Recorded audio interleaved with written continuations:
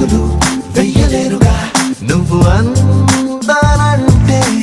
ఇద్దరొక్కటయ్యాక ఒక్క చోట ఉన్నాక రెండు అన్నమాటెందుకో. ఒక్కసారి నా చెంతకొచ్చినావు నిన్నింకా వదులుకోను చెయ్యి.